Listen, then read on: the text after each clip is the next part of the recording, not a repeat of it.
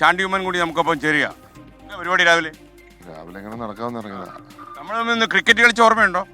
അതുകൊണ്ടായിരിക്കും ഇന്നിപ്പം ബാറ്റും ബോളൊന്നും ഇല്ലാത്ത. പേടിച്ചു നിലം തൊടിയിച്ചില്ല. അതുകൊണ്ടായിരിക്കും ഇന്ന് റെഡി അല്ലാതെ. ഗ്ലാമറത്തിൽ കൂടിയോ? കതറിന്ന് ഇറങ്ങിയോണ്ടല്ലേ? അതെന്നാ കതറിന്ന് ഇറങ്ങി? അതല്ല, അത് മന്ത്രിസ്ഥാനം കിട്ടാത്തതിന്റെ ഒരു നിരാശ. ഞാൻ ഈ ഇലക്ഷൻ മൊത്തം പ്രചരണത്തിരിക്കയാ. അല്ല, മാത്രമല്ല ഞാൻ ഇന്നലെ നമ്മുടെ പുതിയ മന്ത്രിമാരുമായിട്ട് ഒരു സംവാദം ഉണ്ടായിരുന്നു. അപ്പം ഞാൻ പറഞ്ഞു ചാണ്ടിയുമ്മനാണ് ഈ ഇത്തവണ ഏറ്റവും നല്ല ഡയലോഗ് അടിച്ചത്. കാര്യം പുതുപ്പള്ളി മണ്ഡലത്തെ റെപ്രസെന്റ് ചെയ്യാൻ വി ഡി സതീശനെ പോലുള്ളവരുണ്ട്. അത് അതേ ഉൾക്കൊണ്ടു. അതുകൊണ്ടാണ് ചാണ്ടിയുമ്മൻ. ഞാൻ ആദ്യമേ പറഞ്ഞല്ലോ, പുതുപ്പള്ളിക്ക് പ്രത്യേകിച്ച് മന്ത്രി വേണ്ട.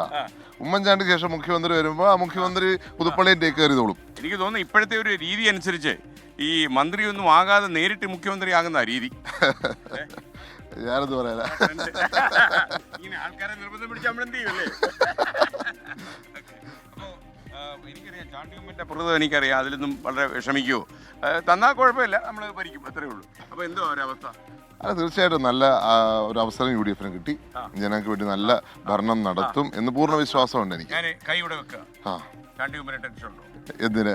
അല്ല, അടി കൂടി ഇപ്പം പത്താന്ന് അടിക്കുന്നു. ഞാൻ മരിക്കണമെന്നാണോ പറയുന്നത്? തീർച്ചയായിട്ടും ഹാപ്പി അല്ലേ? അപ്പൊ ചാണ്ടിയുമ്മനെ ഒന്നും തളർത്തുന്നില്ല അല്ലേ? അതല്ല, തിരുവനന്തപുരത്ത് എത്ര മന്ത്രിസ്ഥാനം കിട്ടാതെ 2-3 പേരെയും കണ്ടു. നിരാശയുടെ ആഴങ്ങളിൽ പതിച്ചു ജീവിതം. അതൊക്കെ ഇപ്പൊ തോന്നുന്ന കാര്യം. അവർക്കൊന്നും നിരാശയില്ല. രാഷ്ട്രീയക്കാർക്ക് നിരാശയില്ല. എപ്പോഴും പ്രതീക്ഷയെ പ്രത്യാശയുള്ളൂ. കാരണം അവര് ജനങ്ങൾക്കൊപ്പം നിൽക്കുമ്പോൾ ജനങ്ങളാണ് പ്രതീക്ഷ, ജനങ്ങളാണ് പ്രത്യാശ, അധികാരമല്ല. അധികാര സ്ഥാനം എന്നുള്ളത് ജനങ്ങളെ സേവിക്കാനുള്ള ഒരു ഇൻസ്ട്രുമെന്റ് മാത്രമാണ്. അതിപ്പം MLA ആയാലും ചെയ്യാം, പ്രശ്നമില്ല. പക്ഷേ ചാണ്ടിയുമ്മൻ ഈ ഇലക്ഷനിൽ ഒരു മോഡലായിരുന്നു. അത് പഞ്ചറാകാത്ത ടയറുള്ള ഒരു സൈക്കിളുമായിട്ട് വോട്ടർമാരെ സ്വാധീനിച്ചു. വളരെ ഫ്ലക്സ് വെച്ചില്ല, ചിലവ് ഒന്നുമില്ലായിരുന്നു, ചിലവില്ല അല്ലേ? സാധാരണ ചിലവായും പോകും, പല വായിലും പോകും. ഈ ഇലക്ഷൻ കാലത്ത് ഒരു വായിലും പോയില്ല. അല്ല, ഞാൻ അടുത്ത വർഷമൊക്കെ അടുത്ത തവണയൊക്കെ അങ്ങനെ നടത്തിയ പോലെ. എൻ്റെ തീരുമാനം ശരിയാണെന്ന് കാലം തെളിയിച്ചുകൊണ്ടിരിക്കുക. കാരണം എനിക്ക് എൻ്റെ ഫൗണ്ടേഷൻ കൊടുക്കാൻ ബാലൻസ് വന്നിരിക്കുക.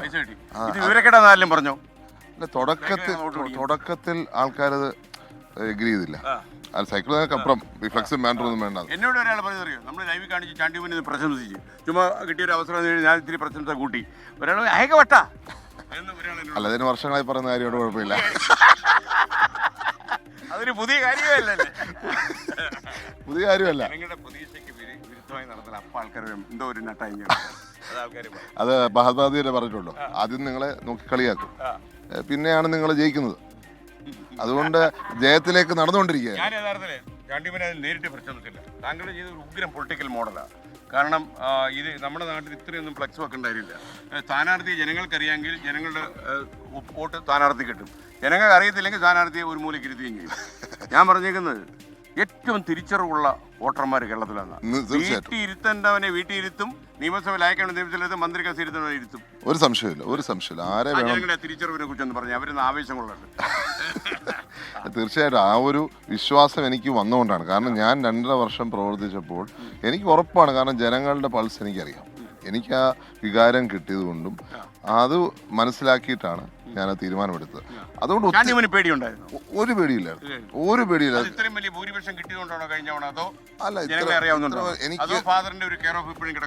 അല്ല, ജനങ്ങളെ എന്നോടൊപ്പം ഉണ്ടെന്നുള്ളത് ഞാൻ കാണുന്ന കാര്യമല്ലേ.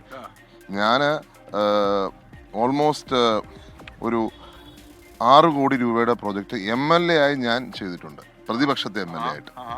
എന്റെ മണ്ഡലത്തിൽ ആൾക്കാരിൽ നിന്ന് പ്രൈവറ്റ് ആൾക്കാരെ സപ്പോർട്ട് ചെയ്തിട്ടാണ് ചെയ്തത്. അതുകൊണ്ടാണ് ഞങ്ങൾ 50ഓളം വീടുകൾ പൂർത്തിയാക്കിയിരിക്കുന്നത്. അതിന് ഓൾമോസ്റ്റ് 4 crores ആണ്. അത് ഞാൻ കാശ് മേടിക്കുന്നില്ല, ഡയറക്റ്റ് ബെനിഫിഷ്യറിക്കാണ് പോകുന്നത്, അതല്ല കോൺട്രാക്ടറിനാണ് പോകുന്നത്. അപ്പം അങ്ങനെ ജനങ്ങൾ ഇടപെട്ട് പ്രവർത്തിച്ചുകൊണ്ടും പിന്നെയും ഒരു സ്വപ്നം കണ്ടു, 200 വീടെന്നുള്ള സ്വപ്നം.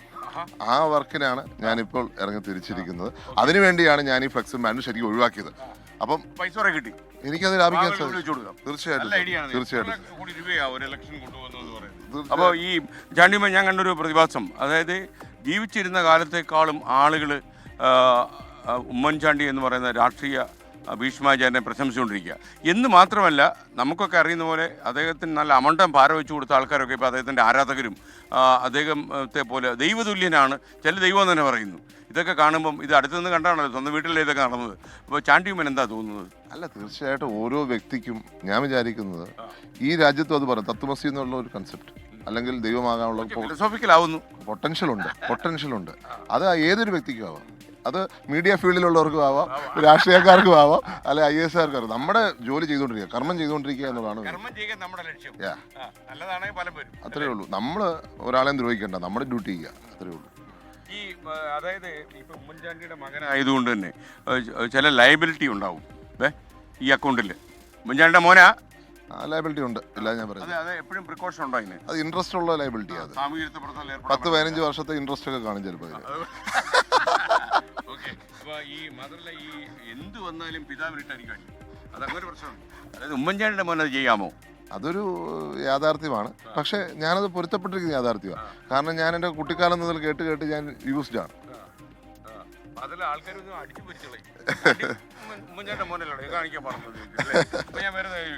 ഇപ്പൊ ഇന്ന് രാവിലെയും കൂടെ നമ്മുടെ ചാനലിൽ റെഫറൻസ് വന്നതാ, AK ആന്റണി പോയി കണ്ടു. മന്ത്രിസ്ഥാനത്തിന്റെ കാര്യം പറയാമല്ലോ. അല്ല, ഞാൻ മെനഞ്ഞാന്ന് അദ്ദേഹത്തെ കണ്ടിരുന്നു. ഇന്നലെ കാണാറുണ്ടോ? അമ്മയെ കാണണമെന്ന് അദ്ദേഹം പറഞ്ഞു. അപ്പോൾ ഞാൻ അമ്മയെ കൂട്ടിക്കൊണ്ട് അദ്ദേഹത്തിൻ്റെ അടുത്ത് പോയതാണ്.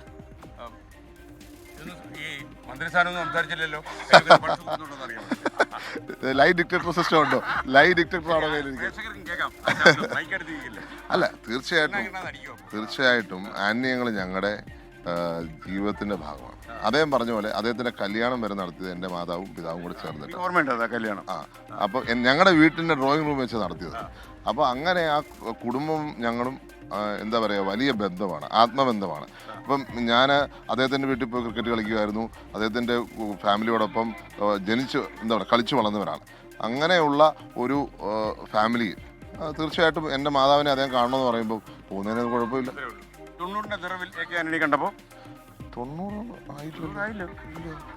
85 ആവുന്നുള്ളൂ. ആൾക്കാരുടെ ഏജ് കൂട്ടരുത്, താങ്കളുടെ ഏജ് ഞാൻ കൂട്ടും. 85 ആവുന്നുള്ളൂ. ഇല്ല, അദ്ദേഹം അറിവിലേക്കിട്ട് പറയാ, ഞങ്ങൾ ഒരു റോഡിലായിരുന്നു താമസം, ഈസ്ലാസ് റോഡിലായിരുന്നു. അപ്പൊ ഇടയ്ക്ക് ഞാൻ ഒരു സായിപ്പിന്റെ കൂടെ നടക്കുമായിരുന്നു, അങ്ങനെ വീടിന് മുന്നിലൂടെ. അപ്പോൾ സായിപ്പ് നമ്മുടെ ഗസ്റ്റായിരുന്നു. ഞാൻ ഇതാണ് ഇന്ത്യയിലെ പ്രതിരോധ മന്ത്രി താമസിക്കുന്ന വീടെന്ന് പറഞ്ഞു. അയാൾ ഇരുന്ന് കണ്ടുപോയി. അയാൾക്ക് വിശ്വസിക്കാൻ പറ്റില്ല ഇന്ത്യൻ പ്രതിരോധ മന്ത്രി താമസിക്കുന്ന വീടാന്ന് പറഞ്ഞു. അല്ല, അദ്ദേഹത്തെ പോലൊരു നേതാവ് ഇന്ത്യയുടെ ചരിത്രത്തിൽ ഇല്ല എന്നുള്ളതാണ് എൻ്റെ വിശ്വാസം. ഇത്രയും സത്യസന്ധത പുലർത്തിയ നീതിമാനായ ഒരു ഭരണാധികാരി ഉണ്ടായിട്ടില്ല. അപ്പോൾ തീർച്ചയായിട്ടും അദ്ദേഹം കേരള ചരിത്രത്തിലെ ഏറ്റവും മികച്ച മുഖ്യമന്ത്രിമാരിൽ ഒരാളാണ്. അപ്പോൾ ചാണ്ടിയുമ്മൻ്റെ അടുത്ത വഴി, ചാണ്ടിയുമ്മനെ മന്ത്രിയെ കാണാൻ നമ്മൾ ആഗ്രഹിച്ചിരുന്നു. അപ്പം ഒത്തിരി പേര് അത് എന്നോട് പറയുന്നുണ്ട്, ആഗ്രഹിക്കുന്നുണ്ട്. മീഡിയക്കാർക്കൊക്കെ ചാണ്ടിയുമ്മൻ്റെ സൈക്കിൾ പ്രയോഗം ഞങ്ങളെ വല്ലാണ്ട് ആകർഷിച്ചു. മറ്റന്നാളെ ഞാൻ സൈക്കിളിലാണ് പോകുന്നത് സത്യപ്രതിജ്ഞയ്ക്ക്. ആണോ? അതെടുക്കാൻ നമ്മുടെ ക്യാമറ ടീം അഭിലാഷ് തൊഴുവും കൂടെ കാണണേ. സൈക്കിളിന്റെ ബാക്കിൽ കയറുന്നുള്ളൂ. ഇവിടെ ബൈക്ക് കയറാൻ സ്ഥലമില്ല. അതില്ലല്ലേ, ടയർ ഉള്ളൂ അല്ലേ? ഞാൻ പറഞ്ഞു അല്ലെങ്കിൽ ഈ ക്യാമറമാൻ്റെ തലവ് ചെയ്ത ആ സ്ഥലത്ത് ടയർ കൊണ്ടു. അപ്പോൾ ചാണ്ടിയുമ്മൻ, ഞാൻ ചോദിക്കുന്നത്, നിങ്ങൾ അതിലൊരു മോഡൽ ഉണ്ടാക്കി. കാര്യം ഞാൻ ചില ആൾക്കാരെയൊക്കെ കണ്ടപ്പോൾ അവർക്ക് മന്ത്രിയാകാൻ പറ്റാത്ത വലിയ വിഷമമൊക്കെ ഉണ്ട്. നമ്മൾ ചോദിക്കാതെ തന്നെ അവർ പറയുകയൊക്കെ ചെയ്തു. പക്ഷേ താങ്കൾക്ക് ഇതൊന്നും താങ്കളെ അലട്ടുന്ന വിഷയമല്ല. ഇതൊക്കെ ഡിസ്കണക്റ്റാ. ഇതിനകത്തുള്ള ഒരു പ്രശ്നമേ ഉള്ളൂ. കാരണം എൻ്റെ പേര് വലിച്ചഴിച്ചു എന്നുള്ളൊരു ചർച്ച ചെയ്തു. അത് കാരണം ജനങ്ങളുടെ ഇടയിൽ അങ്ങനെ ഒരു ഞാൻ ഉണ്ട് എന്നുള്ളൊരു വാർത്ത വരുത്തി ഗവർണറിന്റെ അവിടെ പോകുന്നതിന് തൊട്ട് മുമ്പ് അത് മാറ്റി. അതെന്താ അങ്ങനെ മാറ്റാൻ കാര്യം? മറ്റുള്ളവരെ അക്കോമഡേറ്റ് ചെയ്യാൻ വേണ്ടിയാണോ? അല്ല, അങ്ങനെ പേരേ ഇല്ലായിരുന്നു. ആൾക്കാർ വെറുതെ പറഞ്ഞല്ലേ? ഒരിക്കലും പേരില്ലായിരുന്നു എന്നുള്ളതാണ് ഞാൻ മനസ്സിലാക്കുന്നത്. കാരണം നിങ്ങൾ കൊടുത്ത 7-ൽ 6 പേരും വന്നു, ഞാൻ മാത്രമേ വരാത്തുള്ളൂ. ഒരിക്കലും പേരില്ലായിരുന്നു. അല്ല, ഞാൻ വിശ്വസിച്ചെന്താ പറയാ, മൂന്നാമത്തെ പേരുകാരൻ താങ്കളായിരുന്ന? ഒരിക്കലും പേരില്ലായിരുന്നു. ആ പേരില്ലായിരുന്നു എന്നുള്ളത് ഉറപ്പല്ലേ? പിന്നെ ചോദിക്കേണ്ട കാര്യമില്ല. എങ്ങനെ പേരുണ്ടെങ്കിൽ അതേ എന്നെ കമ്മ്യൂണിക്കേറ്റ് ചെയ്യുന്നേ. അതേ എന്നോട് ഒരിക്കലും കമ്മ്യൂണിക്കേറ്റ് ചെയ്തിട്ടില്ല. 100% പേരില്ലായിരുന്നു. എന്റെ ജനങ്ങളെ ഇനി നമ്മൾ പ്രതിഷേധിച്ചിട്ട് ഒരു കാര്യം, ആ പേര് അവിടെ ഇല്ലായിരുന്നു. അപ്പോൾ ഒരു കാര്യം നമുക്ക് പാർക്കലാം. അടുത്ത തവണ താങ്കളെ മന്ത്രിയായി കാണും. അഥവാ കാണാൻ പറ്റില്ലെങ്കിൽ താങ്കൾ സംസ്ഥാനത്തെ മുഖ്യമന്ത്രിയാകും.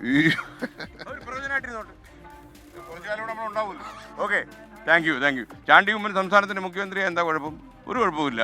നമ്മൾ എത്രയോ ആൾക്കാർ മുഖ്യമന്ത്രി ആയിട്ടുണ്ട്. അതിൽ ഉമ്മൻചാണ്ടിയുടെ രാഷ്ട്രീയ പാരമ്പര്യമൊക്കെ ഉള്ള ഒരാളല്ലേ. അപ്പോൾ ഇത് ചാണ്ടി ഉമ്മൻ അങ്ങനെ വളരെ സ്ട്രെയിറ്റ് ആയ ഒരു മനുഷ്യൻ. ഉമ്മൻചാണ്ടി വളരെ ലളിതമായ ജീവിതശൈലി പകർത്തിയിട്ടുള്ള ഒരാളായിരുന്നു. വളരെ നമ്മൾ അദ്ദേഹത്തിൻ്റെ വീടിനടുത്തൊക്കെ ആയിരുന്നു താമസിക്കുന്നത്. അപ്പോൾ നമ്മളെന്നും ഇവരെയൊക്കെ കാണുന്നതാണ്. അപ്പോൾ അതാണ് ചാണ്ടി ഉമ്മൻ എന്ന് പറയുന്ന ആൾ, ഒരു പച്ചയായ മനുഷ്യൻ.